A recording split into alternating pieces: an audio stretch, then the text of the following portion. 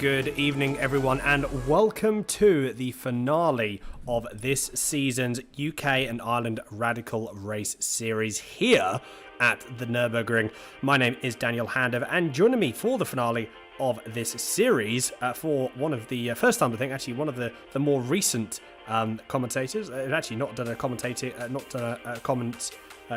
job on iRacing for a while, is Jack Oliphant. Jack, how are you? I'm not bad, Dan. Yeah, I'm looking forward to this one. It's been a while since I've commentated on iRacing. It's been a while since I've been on Absolute Sim Racing, of course. I was a fair few months ago, wasn't I? We did it quite a bit together. But I'm very pleased to be back, doing a little bit here and there with you. I'm looking forward. It's always nice to jump into a finale. The Nordschliefe, a challenging circuit. Radicals are challenging cars. But by the looks of the time screen, we got some drivers who have really got to the grips with them. And I'm very much looking forward to seeing what they can do with this famous circuit. Absolutely. Radicals around here. An interesting combination that we have had some other interesting combinations before. They seem to have worked in the past. And I'm sure this one will not be any different. John Hutchinson, one of the people to watch out for. Let us keep an eye out for him. Similarly with Simon Edwards, Dan Webster, Martin Booker, people we have seen at the front and at the top for continuous. John Hutchinson, he's been out for a few rounds, but he is now back. So he will be obviously joining us for the finale, which is absolutely fantastic to see. Simon Edwards, a second behind in qualifying though. Apologies for the late start as well, having just a few technical issues, but we are all up and running again. So 20 seconds left to go, and then we will be jumping into this race. And I mean, Jack, key here, and has always been the key here, is consistency and not driving at that 10/10ths. Driving 80%, 90%, you don't want to be pushing the car flat out around here. No, that's the thing, but the nice thing about the Nordschleife is if you mess up, say, one corner, so you don't run enough speed in, or you're taking a little too tight, or, you just don't maximise the amount of potential, there are about 100 other corners that you can try and get that time back on, isn't there? If you miss 2/10ths on a corner, it's very easy to get that time back throughout the rest of the lap. But the last thing you need to do is start panicking, because as soon as you string 1 or 2 or 3 mistakes in a row, you've had it, you're screwed. And it takes a very long time to get back and start another lap. That's something that's quite nice about, say, Brands Hatch Indy. In a 2-hour qualifying, you might get about 1,000 laps. But in the Nordschleife, we're seeing people, John Hutchinson, he's only on 4.5 laps gone so far. Now, admittedly, he hasn't taken 2 hours to do those 4.5 laps, but still begs the question, what was he doing not practicing? Well, he didn't need to practice by the looks of it, because he has a second clear as Simon Edwards, who've gone out there and done 13 laps. And then you've actually got a quite close grid and quite a close battle between second, third and fourth, Dan Webster and Martin Booker in that mix as well. So I'm very much looking forward to it. To be within about 2 seconds of another driver around the Nordschleife is pretty impressive and is sort of considered a close lineup. It is indeed going to be a very, very close lineup as well. I wonder what we're going to be seeing in terms of gapping here. What the gaps are going to be. As you said, you don't have that many opportunities when it comes to when it comes to the Nordschleife, especially in a car. Let's be honest, these radicals. This radical is a fast car. Make no mistake, this is a very, very fast car. At the same time, though, not one of the fastest cars that we would have on this circuit. We're still doing 6-minute 14 laps though, so it's not exactly. I wouldn't say exactly slow, but at the same time, we've got to. We've got to make sure that I'm actually going to almost contradict myself and say this is actually a very, very quick car around here, to be fair. The only thing it would lack is on the straights, of which there aren't all that many, that you can really sort of open the taps up. There's 2 or 3 main ones, but at the same time, even that, you've got to be the downforce that just gets outweighed here is absolutely fine. So I think realistically this isn't going to be too much of an issue for these guys. It's just a commitment, but in the sense of commitment, it's got to be controlled commitment, I think, which is a very hard thing to manage. It is indeed, yeah, and I don't know whether we're doing standing starts or rolling starts, but either way, the start is a pretty crucial part of any race, obviously, but when you've got high downforce cars, you do have to be a little bit careful, because you can commit so much speed into the corners. That means everybody is going into the first, second and third corner very nice and quickly, but that means, 2 by 2, as we're almost seeing here, we're doing Dan Kirkman and another driver just ahead of them. It can be quite dangerous, so I'm hoping everybody sort of calms down and realises that although the time is no longer than any other track that they've done, the amount of laps is quite a lot shorter. The last thing you want to do is be half a lap down, because that's basically your race finished here and now sort of thing. So with fingers crossed that they keep it nice and clean, they can get into a nice bit of space, get the aero working, and try and have some good battles after they're sort of settled into the groove. Very true, I'm sure they will do. So these people, they just finished in, so we've got Dave Kirkman there, just ahead in one of the newer liveries. That's Dom Liang Webb, just going through in one of the new Radical Race Series liveries. We have obviously got some new decals, new logos and everything, which is obviously fantastic. Before we do go any further, though, one of the charities that the UK and Ireland Radical Race Series sponsor and community has been sponsoring is Live Life. Again, to do with regarding mental health within what's happened in the past few years as Dom Lang Webb goes off. Takes a very off-road line there, making up his own track. In recent, obviously, years with what has happened, it's something that has definitely been needed much more for a lot more people now. So, there is a donation link in the description below if you would like to go and donate something there. So please even just give the website a have a look and look at what they do. It's fantastic charity, really amazing stuff. And we're going to be looking forward to working with Live Life in the near future as well, and moving forward within the rest of the season. A couple of people to go left in this. One of the people left to go is Dave Kirkman and Dan Webster. I believe these are the only two drivers left on the grid, left on track. Dan Webster's probably got about another minute or so, I reckon. And this is just the Nordschleife, bear in mind. This is why the lap time is a little bit shorter. That is actually qualifying finish, done and dusted. So we're going to bring you the grid in a few moments' time. But Jack, I mean, what a race to come in and to be able to have one of your very first experiences with the Radical Race Series. Yeah, I mean, it's one of my first experiences with radical cars on iRacing, to be honest. This is the first time I'll have commentated on them.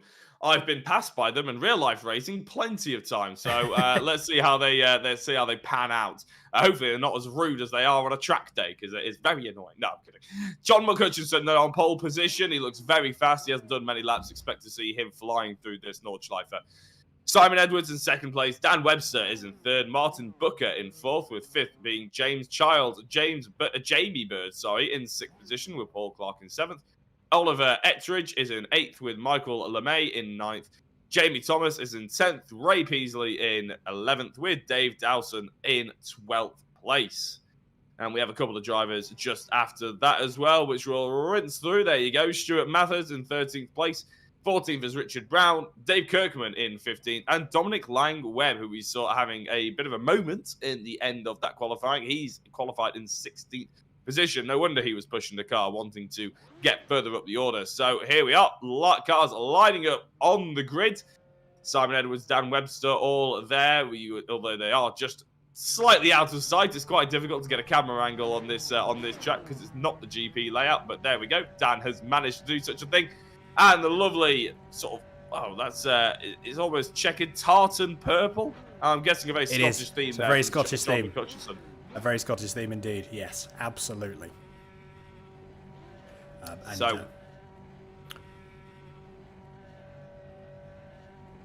Sorry, Jack. Apologies. I was talking over you there.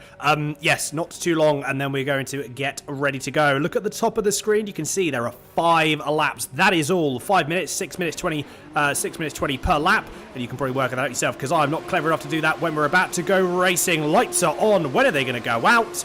And it is John Hutchinson straight away. Look at the drive that he's got going forward already. Already about half a second ahead as they all barrel now into turn 1. Forgive me again, the corner names do elude me at the Nordschleife. Jack, you may be a little bit better than that than me. Jamie Bird has already had an incident, unfortunately. Not ideal, but they all managed to cascade themselves down through the first complex, or the first section. It doesn't help normally when you have one lap, or when you have the first out lap here at somewhere like the Nordschleife. You've got the GP circuit to actually bring yourself up a little bit and get the tyres up to temp. No such luck here. You've just got to go straight onto the Nordschleife. It is so incredibly dangerous, but everyone manages to get through. There is a couple of people that have had some moments, so we're going to look at those in a few minutes. But straight away, battling between Michael LeMay and Oliver Ettridge, and I think... No, at the moment, Michael LeMay and Oliver Ettridge stay where they are. Michael LeMay has made up a couple of positions. He's already up 2. So We started P9, now is in P7. Drag racing down now, coming through again. Corner names, I do apologise. But key thing here as well, like we were talking about this earlier on, it's a marathon, not a sprint. It's only 5 laps. You've got to make sure that you're careful, precise, consistent. Because that is how, realistically, you win positions and win races here, isn't it, Jack? It absolutely is, and if you're looking for someone who knows the corner names and can pronounce them, more importantly, the Nordschliefe, you'll be wishing you kept Ed May in the commentary box. Unfortunately, he's moving into his university accommodation, so he's unavailable for this broadcast. So we're both here, and we're just going to comment on the brilliant cars, and we're going to commentate on what they get up to as well. Here's the start by Jamie Bird, then a lot of wheel spin off the line there. That's not helping him at all up the hill.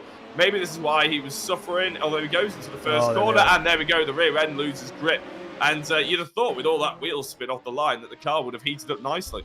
Stuart Matthews comes out of the pits and heads straight into Jamie Bird by the looks of it. So that's a bit unfortunate. Dear. And their cars look rather messy, don't they, because of such an incident. So they're going to have to go back to the pits, and it's a long way back to the pits here. You might as well spawn back, to be honest, and just take your medicine.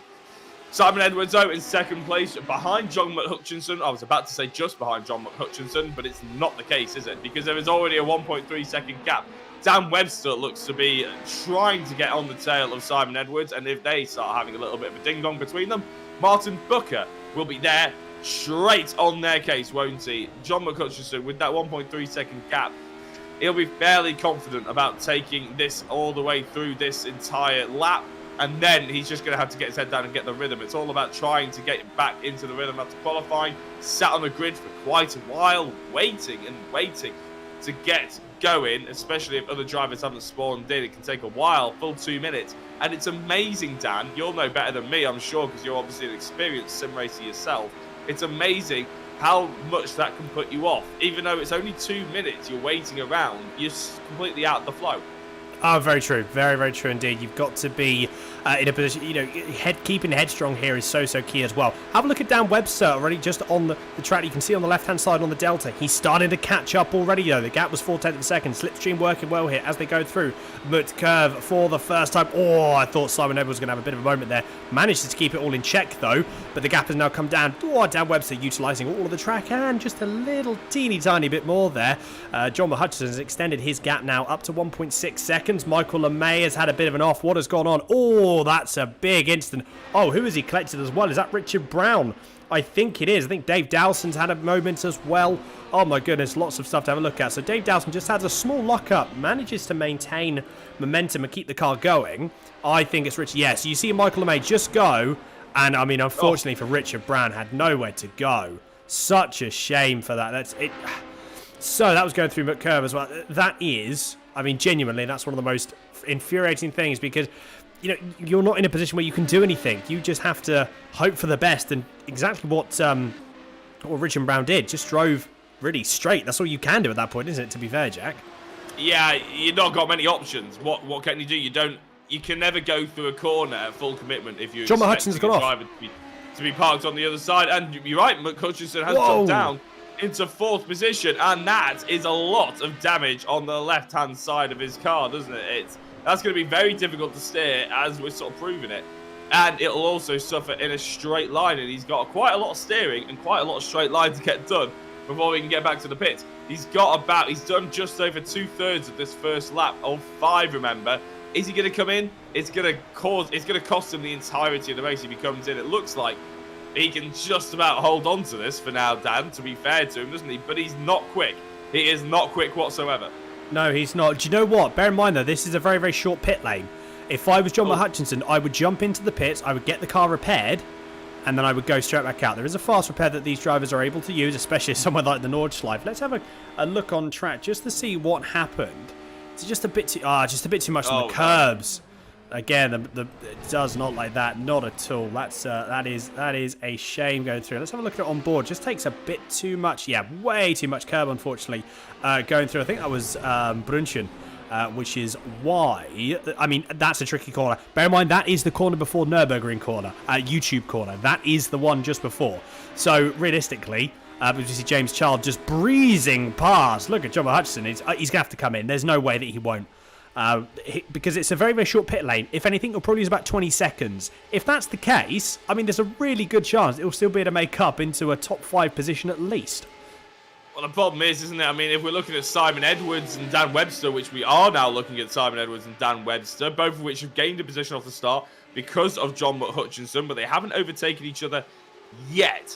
If we're looking at their qualifying times, then John was actually a second quicker than Simon Edwards. But there's only 4 laps when he comes out of the pit, so he'll waste 20 seconds. He'll waste a long time.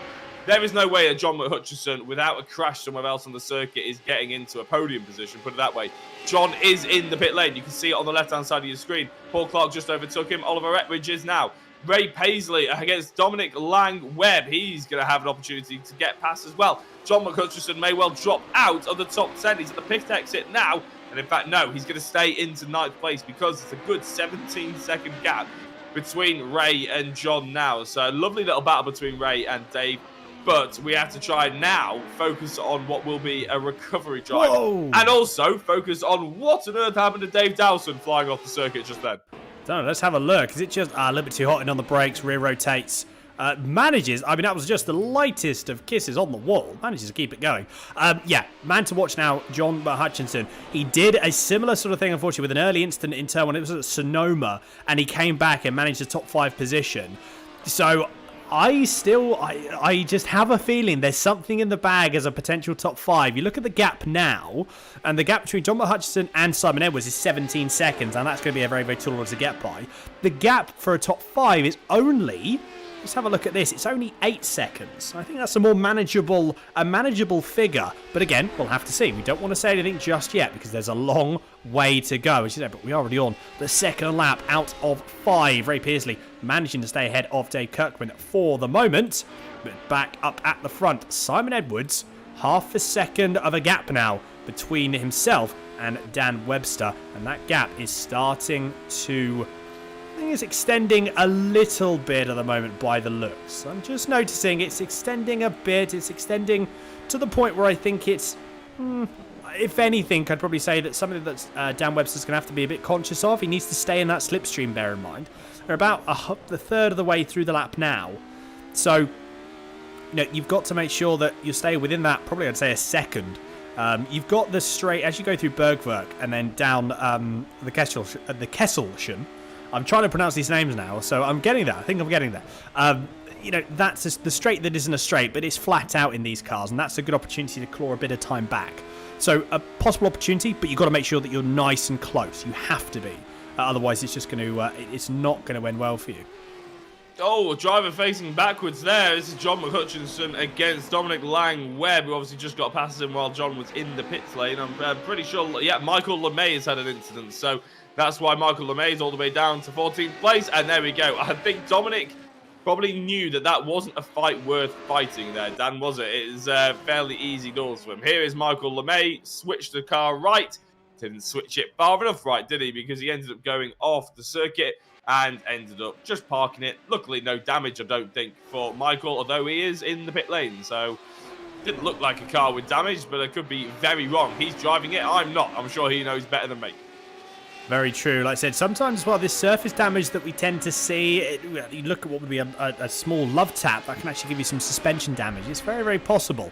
So that could very well be the case. Paul Clark's having a bit of a battle with Oliver Etridge as they go down into, or coming up to Mutt's curve. One of the gaps that has really closed up exactly as I thought it would. Dan Webster managed to stay in the slipstream for the moment, coming to the first carousel. And Dan Webster has brought the gap down from half a second down to 0.3. Let's not forget Martin Booker, though. This is an opportunity for Martin Booker to capitalise, again, as long as he can stay with them, as long as he can stay with these two drivers up ahead and pull themselves along. If anything, if he can stay within the gap here, up until the start, well, up until down the Dottingham straight, then that's actually going to give a very, very good opportunity for the likes of Martin Booker to actually pull up. And really good. Whoa, big moment there for Simon Edwards. Whoa, that was close. Dan Webster couldn't capitalise on that. He got stuck. Yeah, he did, didn't he? That's the problem with the Nordschleife, really. You can see someone make a mistake. That's all very well and good. This is John Hutchinson getting past rather easily there on, I think that was Dominic Lang-Webb. No, in fact, it was Jamie Thomas, apologies. No, this is the overtake on Jamie Thomas. There we go. Yeah, as soon as might see a driver make a mistake, but if you're in one of the narrower parts of the circuit, you get stuck because you basically have to slam the brakes on. There's no way to go. You can't necessarily easily go around the outside of someone or nip up the inside because there's just danger at every single corner and you just don't want to make a mistake. These guys will be feeling an enormous amount of pressure. Simon Edwards, and it'll all be slightly different as well. Simon Edwards will obviously be feeling like he has to be perfect, but he'll be driving in his mirrors a little bit because he knows Dan Webster's got good pace. He was close in qualifying, but also he's got the advantage of having the slipstream. Dan Webster will be so desperate to try and stay within that half a second or a second margin to abuse that slipstream against Simon Edwards, and he'll know that Martin Booker is there. Martin Booker will just, at the moment, by the looks of his pace, will just be happy that he's there, and he'll want to stay there for as long as possible because he can see these two maybe making a mistake in them. Simon Edwards, he's already seen a mistake. Dan Webster could have gone for it. There could have been a collision, and Martin Booker would have had a race victory under his belt. This is where we're going to see the opportunity for the slipstream, though. Onto the Dottinger straight. Simon Edwards is going to be a sitting duck at this point.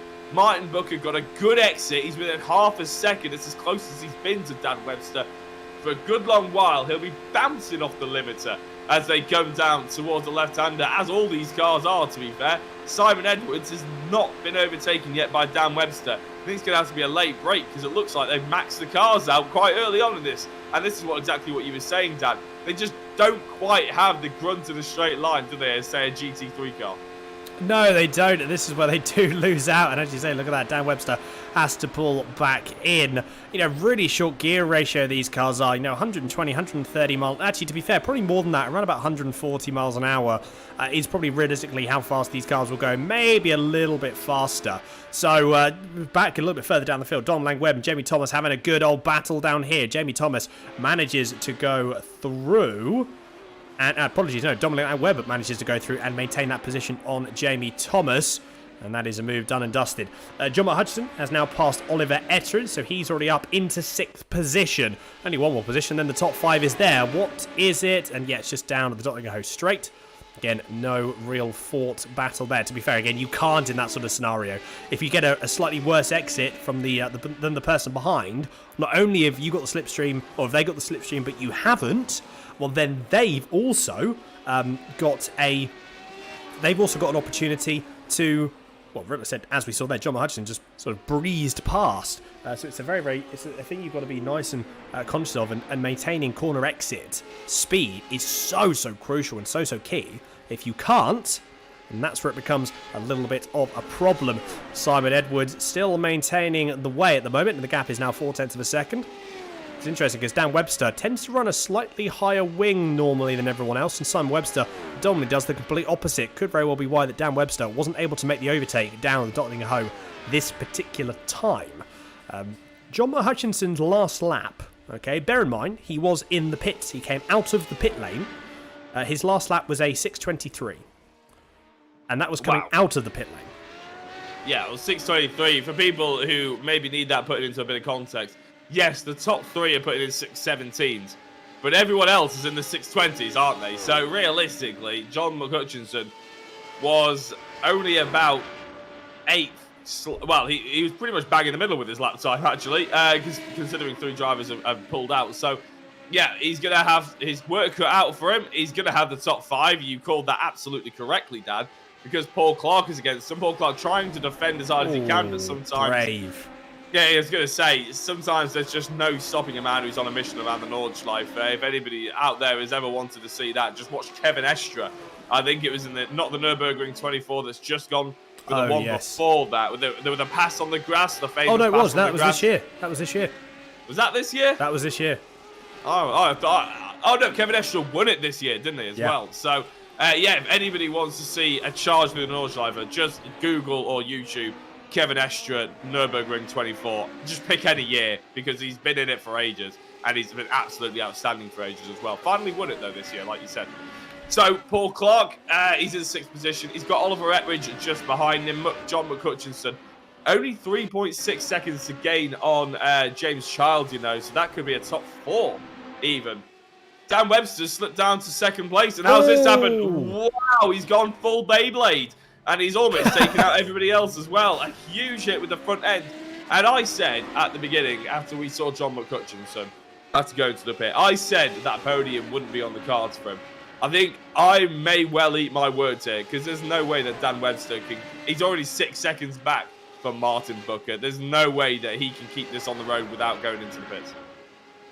Well, I mean, to be fair, let's have a look at the damage that is being sustained currently. I mean, you can see the front left of the bumper has been pushed in. Oh, he's definitely struggling. Yeah, he's struggling. Definitely struggling, yes. This is going to have to be a pit stop job. James Child is just going to go breezing past. John Hutchinson is going to then obviously sail through as well. The gap's 3.3 seconds. That's not going to be made up by the time. You can see Dan Webster just backing off, letting James Child go through. So James Child at this moment in time in a podium position. Fantastic stuff from the number 5. And John Hutchinson, where is he? Yes, he's already up the inside. That's it. They can see Dan Webster just there. I mean, he doesn't necessarily know that he would have worked something out relatively quickly, that a position and that a move or an incident has happened with Dan Webster. But that's it. John Hutchinson up into P4.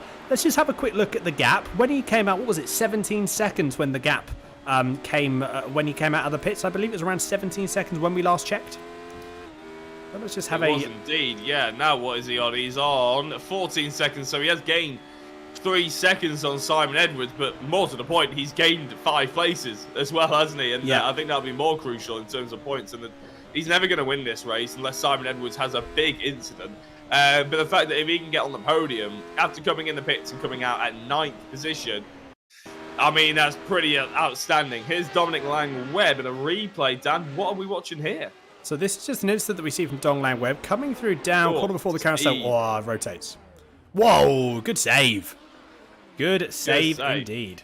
Very good save. Yeah, Jamie Thomas got past there as well. And now looking at Dave Dowson, we've had an incident with him before. We've had an incident with him now as well. And that's ruining a nice paintwork as well. That's a bit of a shame. Paul Clark, 5th position. Got John Hutchinson ahead of him. Not going to catch him, no. He's already been dropped by 5 seconds. Here is Oliver Ettridge. Now, we mentioned that these two were going at it a little bit before. Oliver Ettridge channeling his inner Lando Norris by the looks of his helmet, trying to get the speed on the opponent ahead of him, but it's looking very Gulf, isn't it? There's a McLaren link here with Oliver Ettridge's Lando Norris and Paul Clark's Gulf liveried Radical. It's all reeking a little bit of McLaren out there at the moment with their Monaco Grand Prix livery with Paul Clark sporting.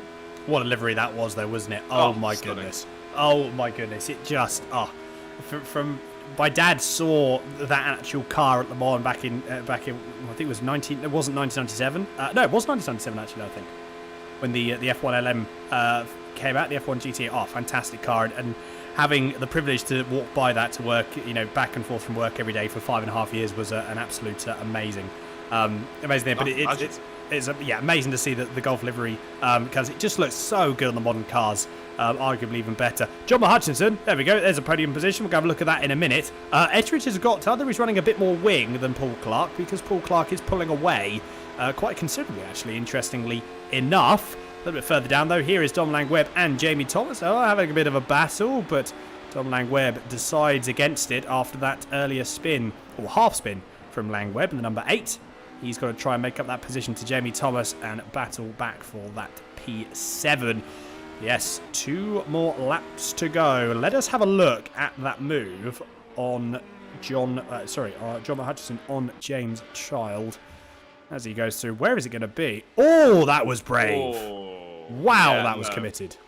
That's not somewhere that if you're the driver who's being overtaken, that's not somewhere that you really want it to happen, is it? Because that could be a massive incident. But John Hutchinson just carving through, and it didn't look like James Child really put up that much of a fight. Admittedly, he probably wasn't expecting the Scottish purple menace to be going straight through him at that particular point. But no messing about. John wanted to get into that podium position sooner rather than later. So we've just started lap 3. We've got 2 to go. Simon Edwards still leading, 2.7 seconds. We're currently looking at a battle between Dominic Lang-Webb and I believe it's Jamie Thomas just ahead of him. And I tell you what, Dominic's got a really good run here. The cars do top out, but he's managed to reach his top speed a little bit earlier, which has closed that gap. And he's going for the outside line. Hold your breath, Dan, because this could be a big incident, or it could be an absolutely saving grace move. Oh, and I tell you what, that's a great defensive drive there from Jamie Thomas, wasn't it, to carry the speed around the outside. Dominic, he thought about it. He was showing some intentions, filling some mirrors, but just pulled out probably at the correct point. He's going to have another go down this left-hander. Yeah, go over the crest. Make sure you keep it to the left. Open up the right as much as possible. And now the slowest point on the circuit, I believe this is actually in the Nordschleife. It could be slightly different when, obviously, with the non-GP loop being involved. But I think that is the slowest point on the circuit. And it looks like they're just equaling each other out, but only 2 tenths in it. This is going to have to be perfect from both drivers if they want to overtake anywhere around this section of the track. Absolutely. As you say, a small little mistake is going to have to be capitalised on. But at the moment, no mistake. As I say that, Jamie Thomas had a bit of a moment there. Dominic Landweber is going to possibly go round at the outside. No, decides against that. Again, it's just, you've got to be committed. You've got to have the move done before you enter the corner. That's how committed you have to be at a place like this. I just can't comprehend, the Nürburgring 24-hour. It just baffles me. It really, really does. Or VLN. It's just honestly bonkers to watch in real life, and definitely one of the things to tick off on a bucket list to be able to go around. Dave Dowson is having a bit of a battle with Jamie Bird after they both had their cars repaired. So Dave Dowson has a cracking looking livery, isn't it? Fantastic looking, like paintball-esque livery. I really enjoy that. Yeah, it's looking awesome, isn't it? It's a shame it's got into the wall one too many times, really. But it looks like he's been into the pits maybe once or twice and got it repaired. In fact, yeah, he has been into the pits potentially 3 times, actually. I think it says pit lane. So that'd be a bit of a shame. But at least he's still out there giving it a good go. So Jamie Bird with a rather bent up back end. And not sure what's happened to his car. And is it going to cause havoc? Yes, of course it is. Because the rear wing and the rear downforce is all out of whack. He sends a lot of speed in, and it goes all around as well. So Dave Dowson trying to catch up to Jamie Bird after that earlier incident as well. And you're absolutely right. I mean, people who can drive the Nordschleife for 24 hours or even VLN rounds, 6, 8, 12-hour rounds as well is absolutely outstanding. I actually know a driver who has competed in a couple of Nürburgring 24s, and he's actually a VLN proper driver for BMW now as well, and he used to coach us back in the Ginetta days around the likes of Donington Park and stuff when he didn't have a full drive. I think he won British GT. It's David Pittard, and lovely guy. Yeah, lovely guy. He's absolutely awesome. But my claim to fame with it is the fact that he used to go out in our car at the beginning of the weekend in a Ginetta G40, so basically Ginetta Junior for anybody out there who's maybe watched that. And he used to set a lap time within like 3 laps or something. And then we'd spend the entire weekend trying to catch that lap time. And he would basically use his 1 lap as a video and compare it and everything. It was really good coaching. But my one claim to fame is I managed to beat it once at Donington Park by about 100th of a second. And it took me about 50 laps to do it. It took him 3. 2 of which were an out lap and an in lap. But that's my claim to fame. I was quicker than a VLN driver around Donington Park. I wouldn't have a hope in hell around Nordschleife, but it's always there. I think what you got a few people that, again, people who have driven this, have driven. I've not personally driven the real life Nordschleife, although I would love to do so on a track day. But a lot of people have said this is the most accurate. This is the most accurate model of it. And a lot of people say you don't necessarily learn. You can learn a few things, but you can't learn everything. There's so much that you just can't grasp because of the undulations, the elevation change, and how committed you do have to be. Oliver Etheridge has actually just passed Paul Clark. I wonder if there's been a moment for Paul Clark, possibly. Let's have a look at that overtake there. Dave Dowson's had another off, unfortunately. Yeah, that'd be why Paul Clark just had a bit of an off. Manages to keep it going, but Oliver Etheridge just gone, thank you very much, slips up the inside, job's a good one, job done. And that is now him done and dusted, ready to move on, possibly. I mean, he's got 7.8 seconds, they're lapping, okay, here's a lap statistic for you. Paul Clark has just got him back, so Paul Clark running a much lower downforce that we can see.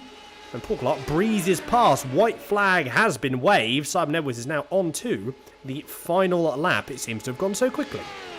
It has done, hasn't it? It's really quick. I mean, whenever you jump on to commentate for the Nordschleife, you're expecting it to last about 4 hours, aren't you? But, a quick 5-lap race. And to be honest, I will be brutally honest, I'm never a fan of the Nordschleife in terms of commentating on it. I know a lot of people love it and it's about pure racing and everything like that, but to me it doesn't promote the best racing. here we've actually had some really good racing, haven't we? I mean, the battle between the top three, well, what was the top three? Simon Edwards, Martin Booker. We'll just have a look at Dave Dowson here. Now he's on his own. Jamie Byrne has obviously flown off, and Dave Dowson almost flew off. And did he save that? No, he didn't save it from the wall. I thought he saved it from the wall initially, and he may well have done, but he ended up in it eventually. Yeah, a bit of a shame there. It's so tricky. This is the problem again. The GT3 cars, GTE cars that would normally race around here, you know, in the real world, they're a lot. I say a lot more supple. Let's base this on, you know, relative terms here. A Radical is about as stiff as you can get for what would sort of be a semi-affordable track car / race car. Something along the lines of a GT3 is in comparison much softer. Whoa, Dom Lang Webb. Oh, what a move. What a move on Jamie Thomas. Let's have a look at this because I want to have a look at that move. Now, this is coming through into, I believe, this is Flipplats. And that is commitment again. He was off of the racing line, bear in mind, and he was almost flat out through. That is commitment. Donglang Webb, I tip my hat off to you, sir. That was a cracking move. It was indeed, wasn't it? As you said, you have to be full on commitment, but that's the problem. Well, some would maybe say problem, others would maybe say, you know, fantastic, unique nature about the Radicals is the fact that they do top out so quickly. There is no slipstreaming for them, so you do have to be that committed to try and execute a maneuver around here, and it really sort of, I don't want to say separate the men from the boys, because all these guys are being extremely brave and they're extremely committed, but it does separate maybe the optimistic from the safeguarded, because, you know, some people will just go for the move and some people will protect what they have. Paul Clark is about to see which one he is, and there we go. He manages to defend it. He knew Oliver Ettridge is more about the safeguarding maybe than the optimistic moves. The door just got closed a little bit now, so let's see as they go through the next section. Ettridge showing his nose, Clark running a little bit wide. They've gotten each other a little bit shaken here, haven't they? Shaken, however, they are not stirred yet. Paul Clark still in the lead against Ettridge, the closest battle that we've got on circuit right now, and this is the final lap. Remember, Simon Edwards is about to tip over halfway to this final lap, and we've still got battling here for the top 5 positions. We have indeed. A little bit further down, Dom Lang Webb and Jamie Thomas, only about half a second between one another. So again, anything that will happen there, well, again, that's going to be a position straight away that's going to be gained. Oliver Ettridge gets a great run going down into, well, again, I'd like to call the straight. It isn't a straight. This is going through now onto the Kesselchen. And then it's just going to be... But now, unfortunately, this is where we see that Ettridge, he's running a higher downforce. So, I mean, realistically, even if Ettridge was going to get by Paul Clark, all Paul Clark really needs to do is stay within half a second. And he'll be past him by the time they come down into the final complex of corners. I mean, that's what, 0.3 of a second has been pulled out just in that sort of straight alone. Going through into McCurve. So, Paul Clark, he's got his setup dialed in here because it's so hard to overtake. And he's quicker in a straight line. I mean, if anything, that's a good setup that you want, to be perfectly honest. It's a good defensive setup is what I'd say. Ettridge has gone full on aggression. Paul Clark's gone full on defensive in this sort of setup, I would say, because we're edging towards the Dottinger Straight. And Ettridge, he's relying on being ballsy, basically, isn't he? He's relying on carving through during the fast high-speed stuff. He's gained 0.3 of a second. We haven't even gone 5 corners, but look at that. He can just nail the apex. But because Paul Clark's got that straight line speed, all he needs to do, as you said, Dad, is stay within half a second, even if Ettridge gets past. And you can just see the aggressive nature that Ettridge can attack these apexes compared to Clark is night and day. And when you consider that Clark is making a whole load of aero wash, it's very impressive. Very wide there. Who was that? That was Dominic Lang Webb, and Jamie Thomas has gotten back past just by a simple mistake. A very easy mistake to make, however. As I was saying, Paul Clark making that aero wash on Ettridge's car. Ettridge isn't even getting the most amount of downforce that he would like, and he's still got the car planted to the floor. Dominic Lang Webb and Jamie Thomas swapping positions. This is cracking battle from here. Dom Lang Webb sends it up the inside. We've got a replay of that. Is there going to be a send? Yes, there is. Round the outside, no less. Whoa, just the corner after.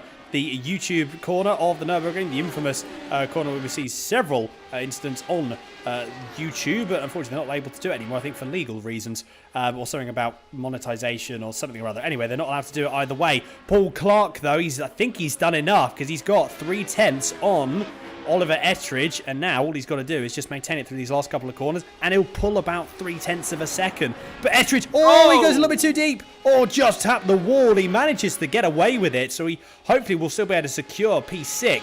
But oh my goodness, how close do you want to be? Simon Edwards is about to take the line here. Here he is to take the victory in the finale of the UK and Ireland Radical E Series. A brilliant drive by Simon Edwards. It was perfect when he needed it to be. He staved off the pressure. He took advantage of Hutchinson going off, and he's gotten that race win. Martin Booker, he was in third, trying to hang on. Second was gifted to him, but he didn't make a mistake, and he kept it. John Hutchinson, though, qualified on pole position by a full second. He ended up going into the wall, then into the pits, coming out in ninth, and making it into third. This battle's not over. However, Dominic Lang-Webb and Jamie Thomas still going at it. It's a very brave place to try and go 2x2, and luckily they don't do it. Dan Webster, he must have come out and managed to just about get within touching distance of the top 8, but not close enough. Jamie Thomas in 8th. Dan Webster is in 9th. Ray Peasley is going to be 30 seconds down the road. He's going to hopefully come home in 10th. Then you got Dave Kirkman, another 20. Jamie Bird, nearly a full minute in 12th. We will get the confirmed grid for you in a few moments' time. But yes, it's a track that does not take any prisoners. We all know this, and it's something that I'm sure there's always something that can be learned at the Nürburgring. I always find it every time I go to it, every time I race it, I always learn something new. And I'm sure that's going to be... It's a very steep learning curve as well. So fair play to, you know, we have had a few people that have DNF'd, but unfortunately, fortunately, we still have had a fair few people that are still able to go. Dave Dowson, Michael LeMay, Stuart Mathers, and Richard Brown, unfortunately, were the people that were unable to finish, but it's great to see, again, majority of the field continuing and being able to finish this race. It's not a small feat to finish even a half-hour little sprint race like this, especially in a car that isn't necessarily designed for a circuit like this.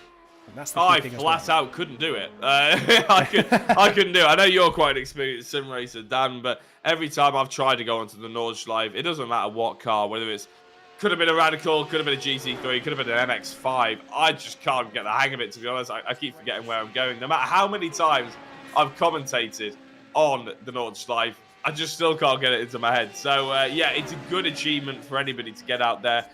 Put their name on it, get the laps done, get it consistent. You know, sometimes retiring, it's a bit of a shame. They'll have been expecting slightly better.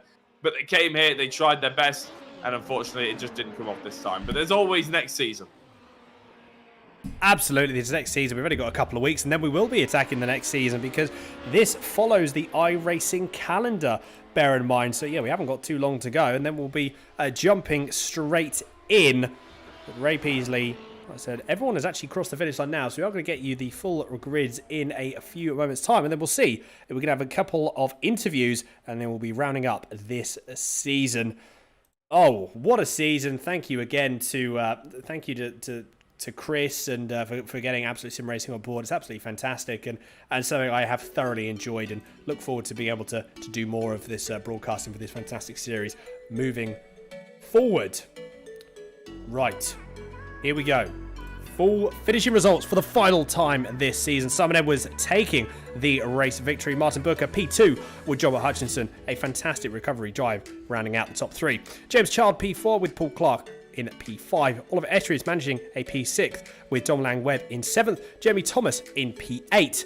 Dan Webster, P9. Ray Peasley in 10th. Dave Kirkman, 11th. And then we have Jamie Bird in P12. Unfortunately, unable to finishing a few laps down, Dave Dowson, Michael LeMay, Richard Brown, and Stuart Mathers. And that is your final grid results for this season here. Already looking forward to next season. But for the moment, we're going to see if there is anyone in the commentary box to have a quick chat with. And actually, do you know what, Jack? I think we already have someone in. We do indeed, and it's Simon Edwards, I believe. Simon, are you with us? I am. Good stuff. Congratulations on a victory there. In the end, it was relatively quiet. You had to obviously try and keep a gap to Martin, but it looked like those first 2 laps, you were right in for a ding-dong of a battle. Yeah, I was just trying to stay within John's draft, and then he disappeared. So I didn't have to do that. And then Dan was clearly just staying with me just for the last lap, or till the last couple of laps maybe. And then he disappeared, and then I drove really, really badly, trying to match my pace with Martin. I should have just drove flat out, and I'd have been fine.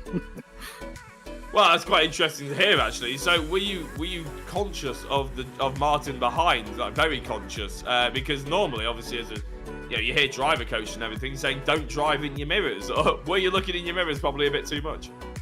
I wasn't looking in the mirrors, but I was looking at the relative every time I hit a straight. Okay. Just to make sure that he hadn't picked up some pace. He was a little off my pace in the practice, so I was confident I could lap 16s if I wanted to. Whatever. But I decided, oh no, I'll just try and just stay safe, try and not get near the edge of the track. And I kept bouncing off the curbs all over the place. I just lost the rhythm. It's a bit of a reactive car, isn't it, when you hit those curves or don't expect to feel those undulations. But this is the finale. How has the season gone for you? Obviously, you probably haven't heard my voice before. So, how has the season gone for you? And are you looking forward to next season? Yeah, looking forward to next season. I think I've got on top of the car 99% now, so I think I can compete a bit better next season. I'm looking forward to it. Good stuff. Well, congratulations, Simon, on a fantastic victory here around the Nordschleife. Not easy to do in the slightest. Is there anybody you'd like to give a shout out to before we let you go? Can I shout out to the gods of this track for not taking me out? That was quite good. And then I'll give a shout out to you guys because you've done a tremendous job this season. It's really entertaining to listen back even when I crash or don't even take part. Yeah. Love it. Turn up for an hour and I get all the praise. I love this job. Thank you very much, Simon. We'll let you get off and enjoy the sweet taste of victory. Hopefully we'll be speaking to you next time. Yes, thank you. And Dan, I'll let you choose who you want to speak to next after interviewing our race victor. Well, absolutely. Here we got it. Actually, we've got all three, haven't we? So, Martin Booker would be, I think, the next person we should have a quick chat with. Martin, are you there? Can you hear us? I am indeed, yeah, loud and clear. Brilliant stuff. Martin, good stuff. Congratulations on P2. I mean, again, Nürburgring, it's a tricky track. It's a tricky complex of corners that take no prisoners. Something that good pace I was actually looking at as well. Like throughout the race, you're having some very, very good pace along with Simon Edwards. I mean, how was that for you? Yeah, it was good. I was, after narrowly missing John after he went, and then even more narrowly missing Dan when he went, I was a bit spooked, and it took me a sort of lap or two to settle, but by then, I mean, Simon was quicker anyway, and it sort of became obvious that every time I was pushing and pulling a few tenths back, he was just sort of giving it a little bit of extra and maintaining the gap. So, yeah, I took the sort of safe route for the last 2 or 3 laps and was pootling round. Well, I think to be fair, something like that is not necessarily a bad thing, because we were saying this before, myself and Jack talking before the broadcast went live, is consistency so key here. Like you always want to drive at sort of that 8, 9 tenths, which is all, it's always what you want to do.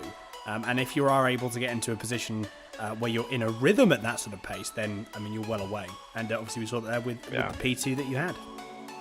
Yeah. I went for a slightly safer setup as well. I put a click of rear wing on, and the car was just more stable. So I mean, there was more lap time in the car, but I don't think I'd have survived all 5 laps. So I went for consistency rather than sort of out and out pace, and it paid off by the looks. Absolutely, it did indeed. Fantastic stuff. Martin, before we let you go for this final time of the season, anyone you would like to give a quick shout out to?